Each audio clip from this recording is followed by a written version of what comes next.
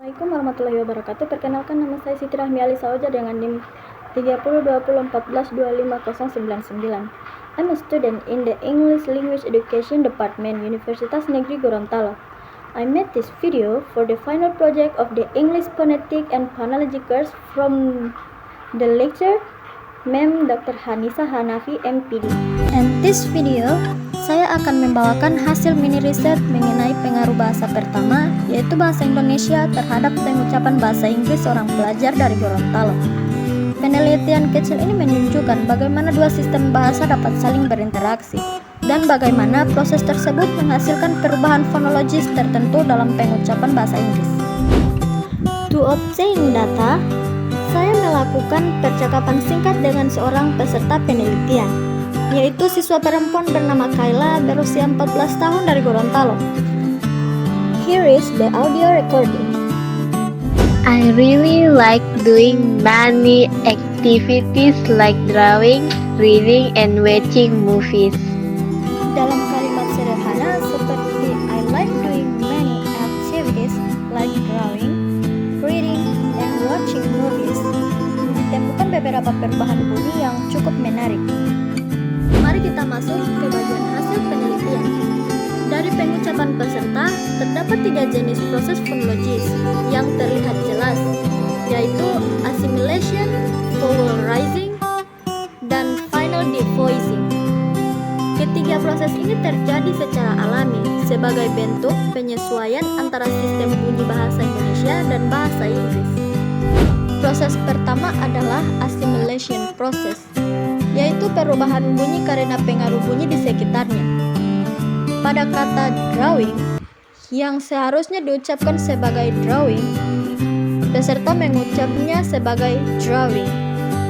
Bunyi d berubah menjadi j karena mengikuti bunyi r yang berada tepat setelahnya. Dengan kata lain, lidah bergerak ke posisi yang lebih dekat dengan bunyi selanjutnya, sehingga menghasilkan afrikat j. Hal yang mirip juga terjadi pada kata watching. Kata ini memiliki vokal a, tetapi peserta mengucapkannya sebagai e, sehingga terdengar seperti watching. Perubahan vokal tersebut dipengaruhi oleh konsonan ch yang bersifat lebih depan, sehingga vokal bergerak naik dan maju untuk mempermudah transisi pengucapannya.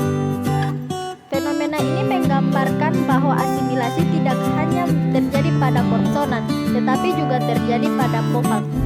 Proses kedua yang muncul adalah vowel rising. Proses ini adalah perubahan saat posisi lidah naik ke tempat yang lebih tinggi dalam rongga mulut. Contohnya terjadi pada kata activities. Vokal a pada awal kata diucapkan sebagai e, sehingga kata tersebut terdengar seperti activities. Perubahan ini terjadi karena vokal a terkena pengaruh bunyi k yang mengikutinya. Lidah secara otomatis menyesuaikan diri agar transisi lebih mudah dan lebih cepat. Perubahan ini cukup umum terjadi pada penutur Indonesia karena vokal a tidak ada dalam sistem vokal bahasa Indonesia. Akibatnya banyak penutur Indonesia menggantikannya dengan vokal yang lebih familiar, yaitu e atau e. Dalam kasus ini, perubahan tersebut sekaligus menunjukkan adanya asimilasi agresif karena vokal berubah sesuai bunyi konsonan yang berada di belakangnya. Proses ketiga adalah final devoicing, yaitu perubahan konsonan voice menjadi voiceless di posisi akhir kata. Contoh paling jelas adalah pada kata movies. Secara fonemik, kata ini diakhiri dengan s, tapi peserta mengucapkannya menjadi s, sehingga terdengar seperti movies. Fenomena ini sangat umum terjadi pada pelajar Indonesia. Alasannya, dalam bahasa Indonesia tidak ada obstruen bersuara seperti s di posisi akhir kata.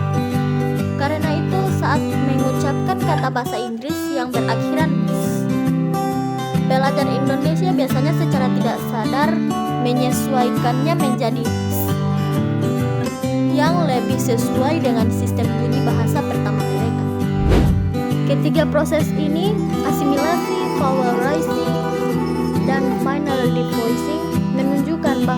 pengaruh bahasa negara asal terhadap pengucapan bahasa asing tidak terjadi secara acak. Sebaliknya, proses ini sangat sistematis dan dapat diprediksi berdasarkan aturan fonotatif bahasa Indonesia serta karakteristik fonologi bahasa Inggris. Kesimpulannya, pengaruh bahasa Indonesia sangat kuat dalam bentuk pengucapan kata-kata bahasa Inggris. 3 proses yaitu asimilasi, vowel rising, dan final devoicing muncul sebagai bentuk penyesuaian alami ketika sistem bunyi kedua bahasa saling bertemu. Asimilasi terlihat ketika bunyi berubah mengikuti bunyi di sekitarnya, seperti pada drawing dan watching. Vowel rising muncul pada kata activities karena vokal E tidak ada dalam bahasa Indonesia.